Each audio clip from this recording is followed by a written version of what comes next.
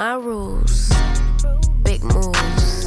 Y'all heavy on the tweeting. I'll disappear a whole season like, who said they looking for me? I'ma make you wait for it. Count down for me. 5, 4, 3, 2. Welcome back. I'm still Dr. AJAX, and you're listening to Hold My Heels, the Power of Unapologetic Living podcast, and you're a valued member of my sister circle.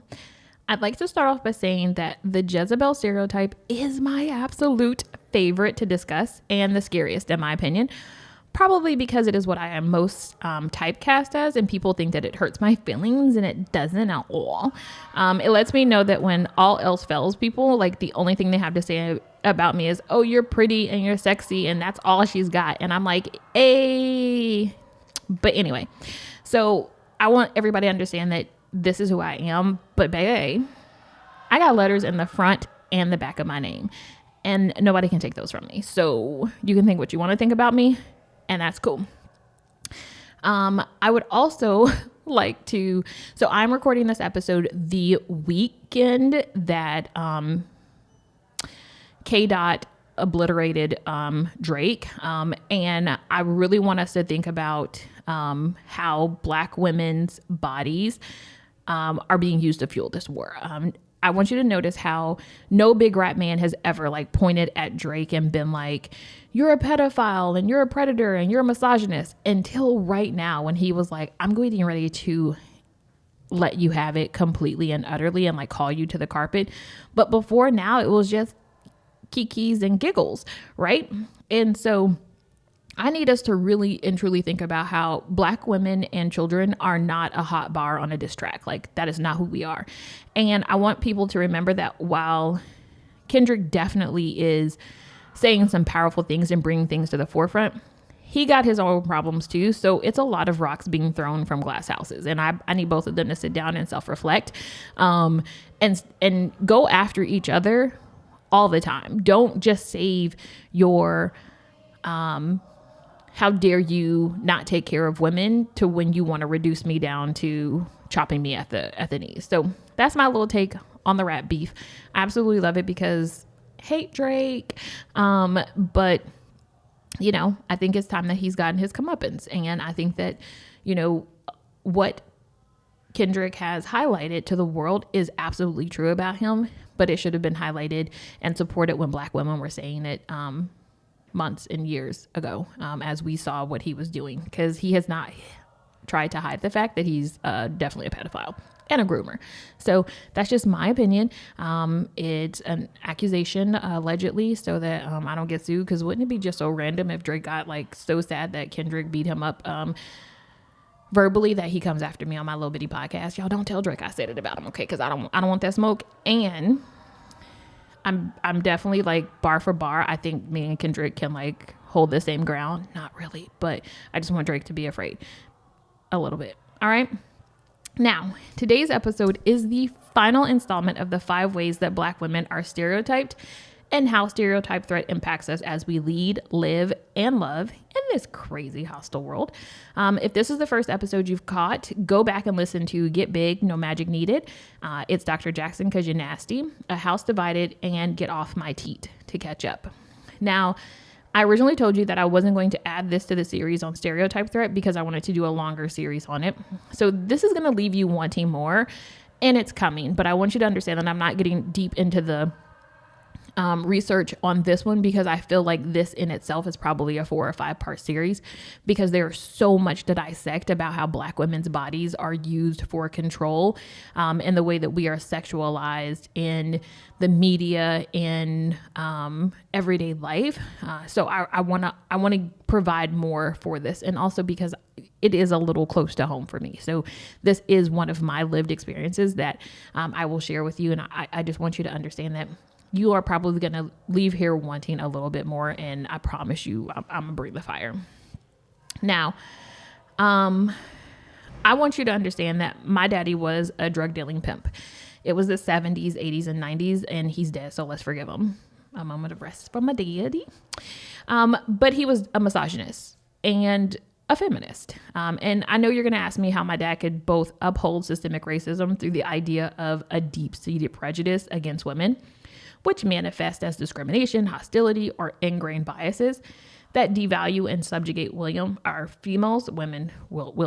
don't know who William is, but my daddy obviously objectified him too, because that's what the ancestors wanted me to say right now. And I'm not going back and recording because Black Girl Luxury, I'm not recording. All right. So I want you to also understand that while my dad upheld patriarchy, he was a feminist because I am his only child. Like, he definitely wanted to help me understand that the systems were about oppression, that it was about keeping me as a Black woman in control, and that I needed to fight for my rights and my equality, and that he always wanted to empower me.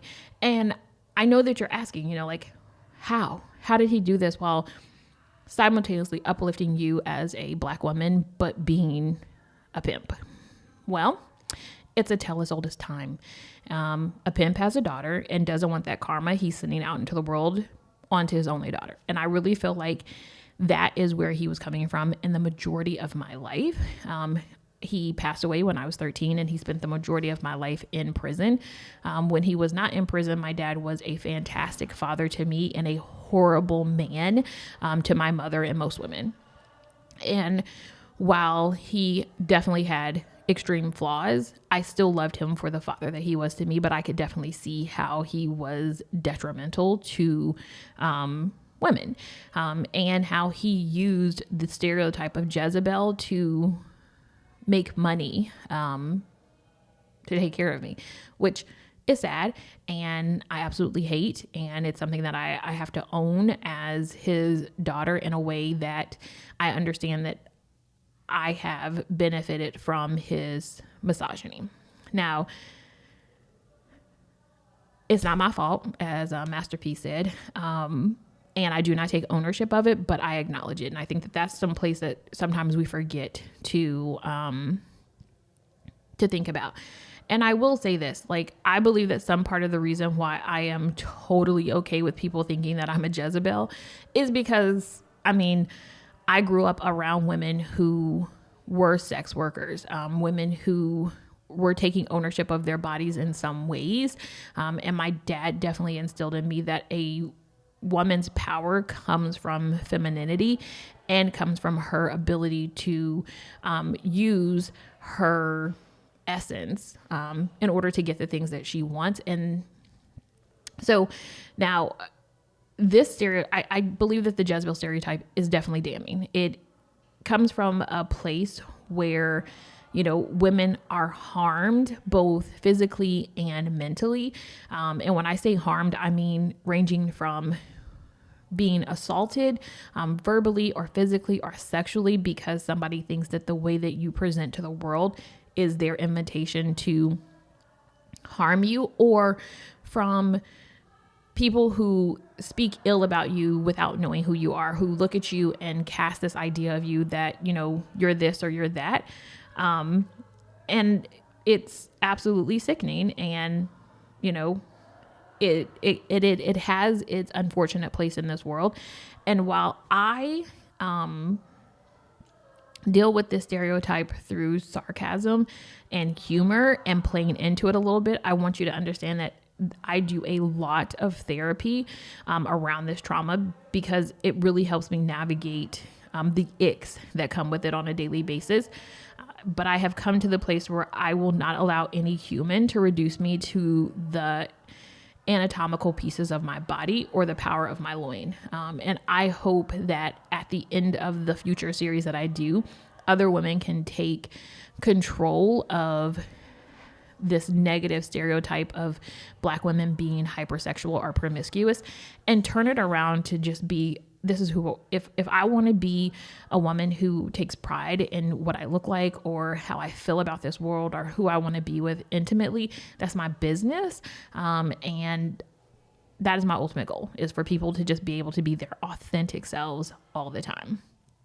So I'm sure that you can guess that this stereotype is rooted in a very racist and sexist history. It is based on the premise that Black women are hypersexual, promiscuous, and morally loose. It was this ugly narrative that made slave owners believe it was okay to rape and sexually abuse their slaves. The idea that white women were pure, chaste, and virtue compared to the hypersexual black woman. The idea, like you will see in lots of media and literature, that, you know, white men catcall, you know, black women throughout history in a way because they feel like, oh, they deserve it or they need it or whatever. And it wasn't reserved for white women because you just didn't disrespect a white woman in that manner, but it wasn't disrespectful to a black woman. There is absolutely not one black feminist scholar who does not talk about the Jezebel stereotype in some form or fashion. And they discuss it all the way back to its origins in slavery and the control for the black body. In Jezebels and Jungle Buddies, the scholar Kirsty Miles, she stated that the Jezebel was used as a misogynistic and racially charged excuse for white men to justify their sexual exploitation of black slaves and the production of mulatto children. I don't know if you remember, but in the previous episode, I talked about how mulatto women were frequently used in the house as maids because they are more aesthetically pleasing, and many times this was a child of the slave owner, and so it only made sense out of their guilt to have them in the house, or it was a woman that they were sexually attracted to and they pulled them into the house so they had easier access to them. Lots of times this was the same case with butlers. They were mulattoes or quadroons, and you know, they were just pleasing to the eye. They were more aesthetically pleasing to white beauty standards. And they felt like they were kind of that nasty world and thought of, you know, who do they identify with? And they probably identify with us more. And the whole idea of like filled blacks and house blacks. I'm not going to use that word because it's disgusting and they should have never said it. But I want us to think about that. Like, I want to think about how, you know, they had this place of they wanted to create mulatto children because they wanted to be with black women, and they abused and used the black woman's body throughout time, and tried to make it seem as if black bodies wanted that.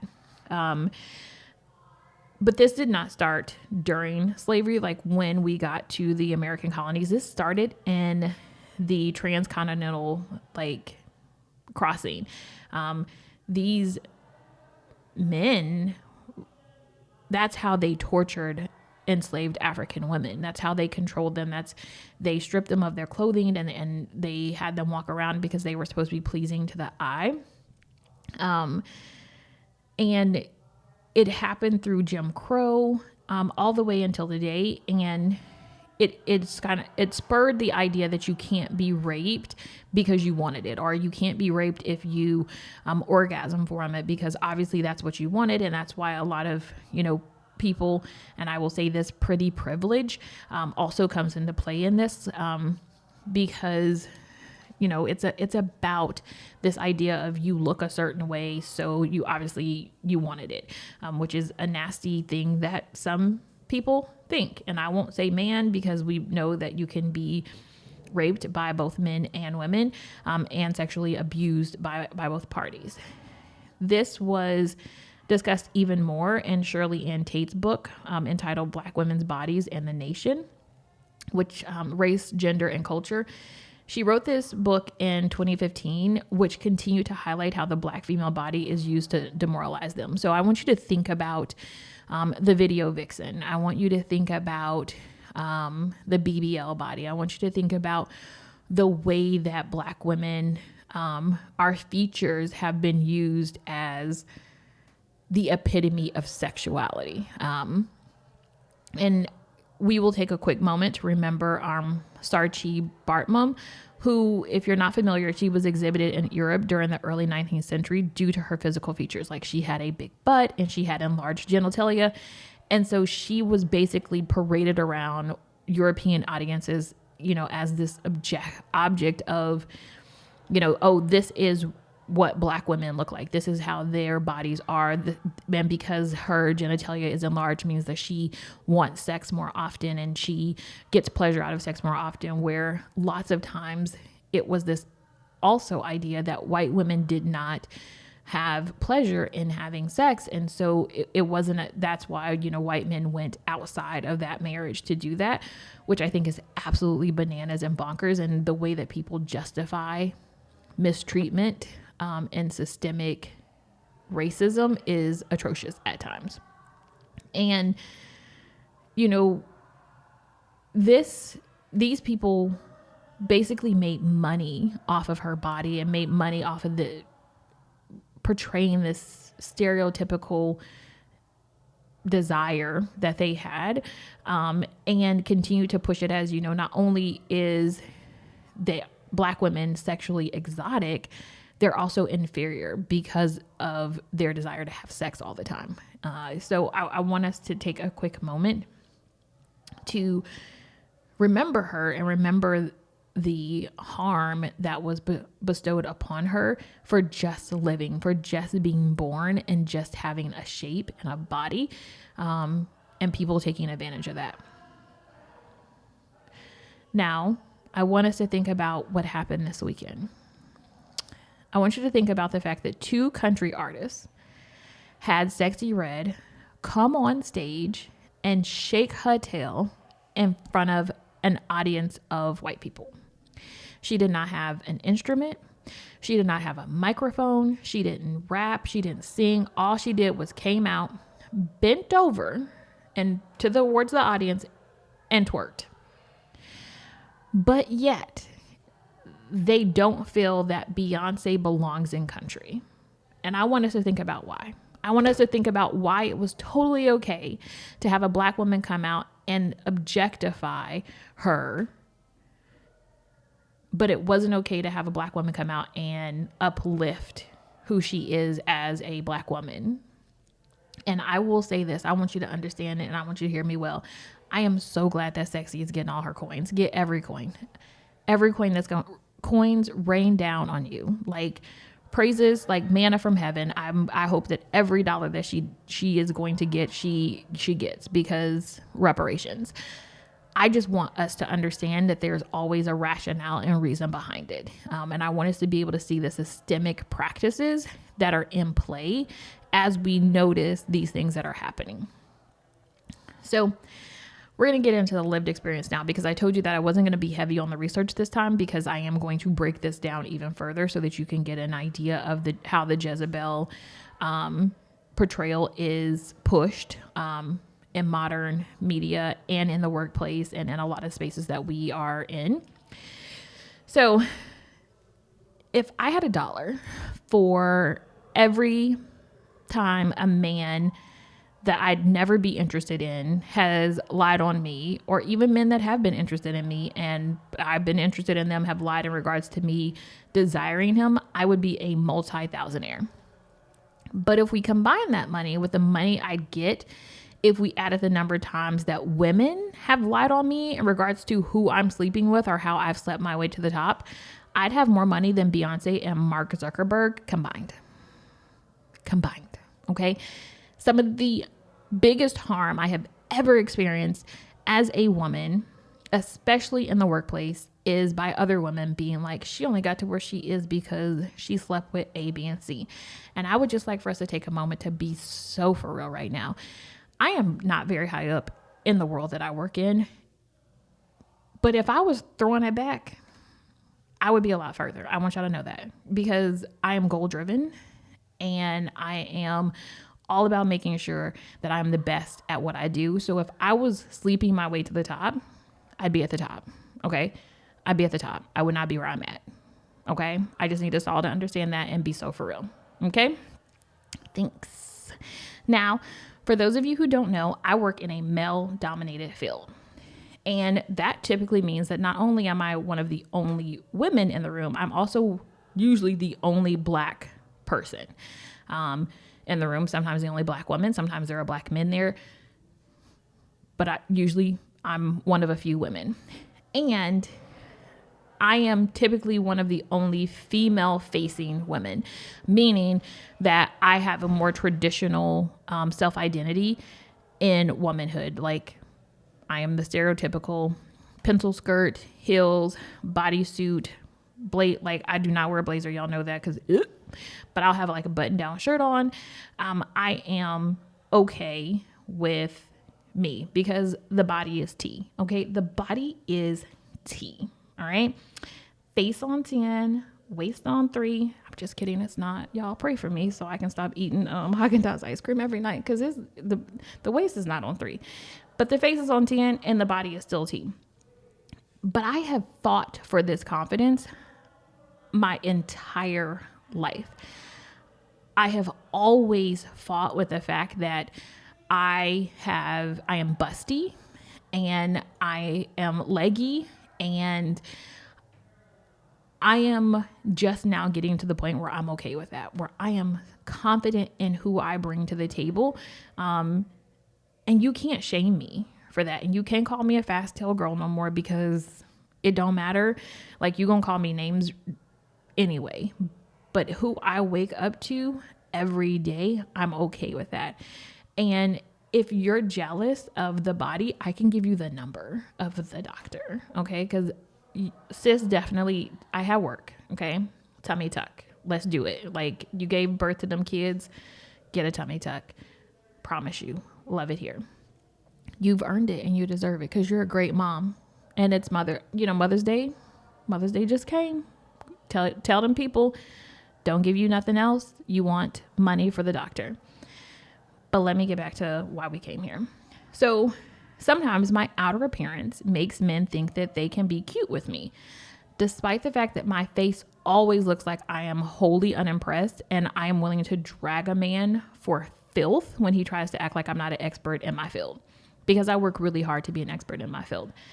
And the reason I work really hard to be an expert in my field is because my daddy said something to me a long time ago that really helped me understand. He said to me, and remember, my daddy was a drug dealing pimp, so it's not like, he says some controversial things, but I love him. He said, use your face to get you in the door, but use your brain to stay there.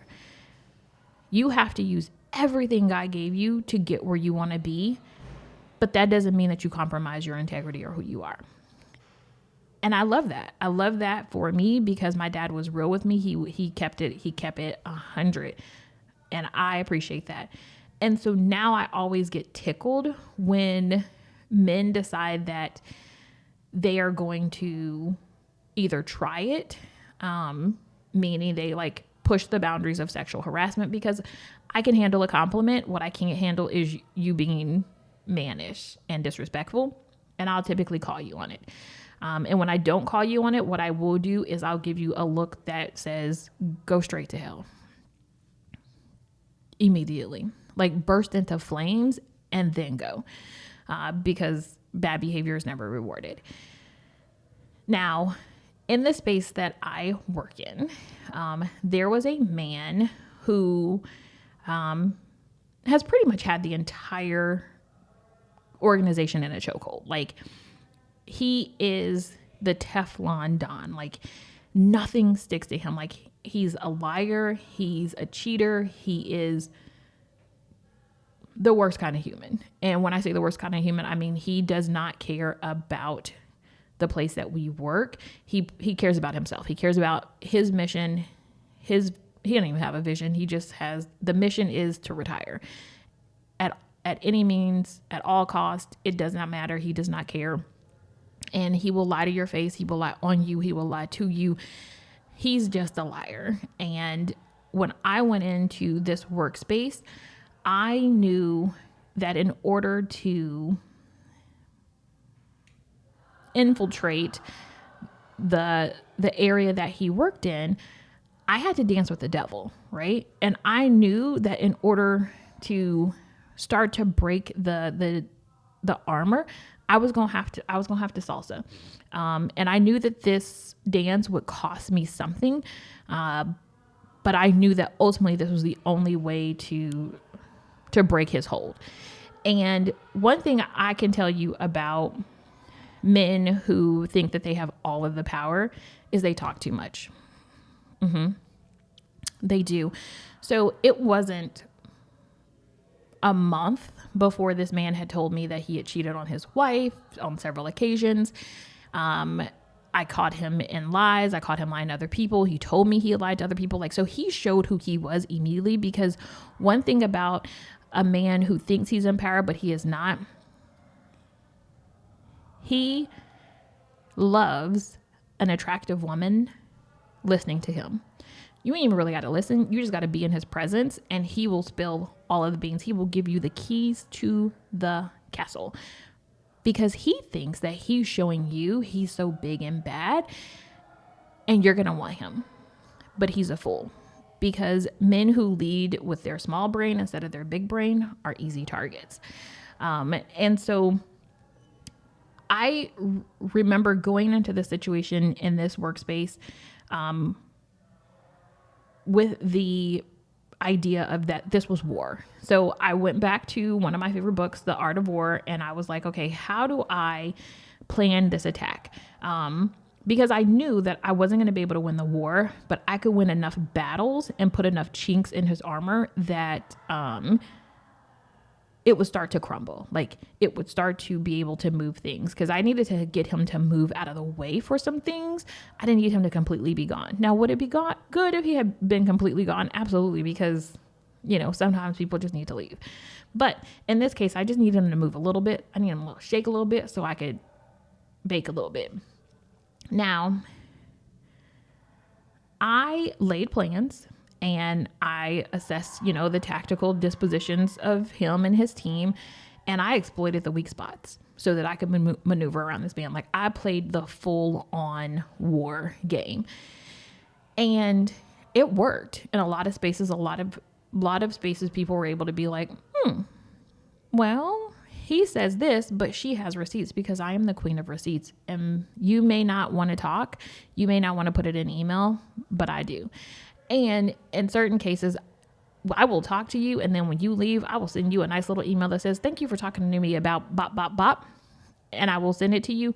And one of the things that I was taught a long time ago when I worked at a law school was, in your email, this is a free tip, so write it down. In your email, when you write an email, in white, put hashtag and whatever keywords you want. So then when you need to pull up a conversation, you can put in that hashtag and that keyword into your search bar in your email, and you can pull up all of the emails that have to do with that. It's also a great way where if you feel like you're ever going to be FOIA'd for something and you're not sure how people are, you're like, it's just a great way. But that's neither here nor there. If you're listening to this and you want to FOIA people, I did not give you this information. Women in STEM. So I definitely knew I was going to have a hit. Like, I didn't know what the hit was going to be, but I knew I was going to have a hit. So lo and behold, when I found out the hit was that this man was going around not only calling me a liar, but telling people that I offered him some and he declined me. And I didn't know if I was more angry about him calling my integrity into question or my dignity. But for a long time, I was confused. Like, I would never, ever offer that man nothing. I wouldn't spit on this man if he was on fire, let alone spread him wide, lay him low at him. No, not me. Not gonna happen. No, sir. No. So when I found out that he was saying this, I was like, oh, you can call me a liar because I can prove that all day long. But you tried to call into question who I was because of the way that I look. Like, you're trying to say that I have loose morals. And the funny part is that if you had just called me a liar, people probably would have believed you a lot easier. But when you tried to say that, like, I've tried to sleep, like I offered to sleep with you, and you was like, no, I'm good, sis. People were like, oh yeah, he's definitely lying on her. Like, this is definitely a get back. This is definitely a try to bring her down and show that, you know, she's this or she's that. And so it didn't work. And it's hilarious. Like, to know that people still like, people will call me and be like, remember when that man said, and I'm like, yes, I remember. It's funny to you, but it's not funny to me, because what? And I am by no stretch of the imagination like the hottest woman on earth. But I be pulling people, right? Like if you looked at my roster, I don't have a roster. I've dated attractive men. So like I don't have to be with somebody who A, isn't attractive, and B, who thinks that he's the best thing since sliced bread, and he is not. Like he's disgusting. If I DM me, I might tell you who it is. I'm not going to, because that's a lawsuit for real. But I want you to understand that this man tried to ruin my reputation by saying that I was trying to sleep with him. Now, mind you, I did spend a lot of time with this man only because my job called for it. Like if I could not have spoken to that man, I would have been okay, like completely okay. Like if he had gotten rid of whatever, like every job I've ever had, I've always interacted with that person in that role because my job depends on it. It was never from a place of I wanted to be sexually involved with him, or I wanted him to ever tell me I was pretty, because if he had have ever said that to me, I probably would have thrown up. But it was just, it cemented for me that when men can't win, they will sully you based off of what you look like. And I know that if I had not been attractive in his eyes, he would have never told people that I was a liar and I was promiscuous. Like it would have never been a part of just what I've been, a liar, or I'd have been whatever. But he threw that little piece in there for a little razzle dazzle, a little parsley on the sexism. And I hope he chokes. I hope all of his hair falls out. I hope he stubs his toe every day. I hope that every door handle he touches is a little wobbly and he's always afraid that he's going to get locked in a room. Because that was just nasty. Like it was nasty to do to me as a human, like to try to portray me as this Jezebel who was just running around, whatever, trying to sleep with people to get my way. Like the only way she can get something is if she sleeps with me or she sleeps with him. And if you do that, if you're a man and you do that, you are the worst kind of person on earth. And if you are a woman who goes around and says, you know, the only reason she got this is because she's sleeping with such and such, shame on you. Shame on you 1,000,000%. You're actually worse than the men who say it, because you know how hard it is as a woman to make it in life and to make it in the workplace. And for you to disregard another woman's skill set and ability and reduce her to the essence of who she is as a woman, you disgust me. And not very many people disgust me, but disgust. Okay. Now, I am used to these men. I'm used to these type of men. I've dealt with them the majority of my life. I developed in the 5th grade. And so I have had to deal with this my entire life. And I want you to understand it does not get any better as I get older, because nasty old men are nasty old men. And when I say old men, I'm giving you the stereotype. I'm not saying an age. We all know those men that you walk past and it's just like this creepy feeling that you get. And so I want you to understand that something that my godmama said to me a long time ago, which I definitely take into consideration when I have to make money moves. Never allow your good work to be spoken ill of. And that's a scripture in the Bible, but I never remember what scripture it is, but it's in the Bible, because my godmama is real churchy. And I always think about that when I go into a situation. Mind you, I try to always make sure that I'm never in a room with a man and I close the door for lots of reasons, but also because I don't want him to be able to say she did A, B, and C when she closed that door, because baby, I didn't. I promise you I didn't. And I want people to understand I am who I am and where I am because of the merit of my work and not what my body looks like. And I want to remind you, it's tea. Okay. But that's not what got me there. My brain got me there because my daddy told me I had to be the smartest person in the room, because people would always try to reduce me down to my looks, because he knew his daughter was going to be cute. Okay. I was like, hey, but my dad was very handsome and my mom is pretty too. So, genetics. Thanks, Diddy. But I want you to think about that. I want you to think about never allowing somebody else to take your work and sully it based off of their opinion and idea of you, because you don't deserve that. And it's not true. And hey, if you are sleeping your way to the top, I ain't mad at you. I ain't mad at you. I'm just not doing it. But I ain't mad. Get yours how you get it. But always make sure if you're sleeping your way to the top, you have, some scaffolds in there. So when some stuff happens, you don't fall all the way to the bottom, because broke is not what we want to be ever. And you have to make sure that you fully understand that who you present in the world determines how people perceive you. But what people, I believe it's Tabitha Brown that says is, what people think about you is none of your business. It's not. So if somebody thinks that I'm a Jezebel, that's not my business. That's their business, and I don't need to know it, because it doesn't impact me.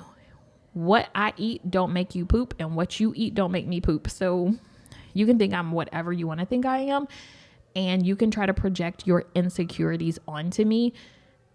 And I want you to understand that at this point in my life, I understand that projection is a weak spot in you, and it's something about you don't like about yourself.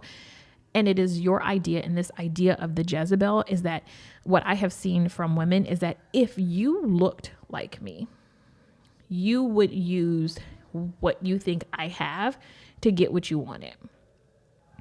And that is a whole nother part of why you need to go to therapy. Okay. Because be you, don't be me. Hell, I'm barely good at being me, and you trying to be me. I can't be nobody else, because I'm barely surviving being me.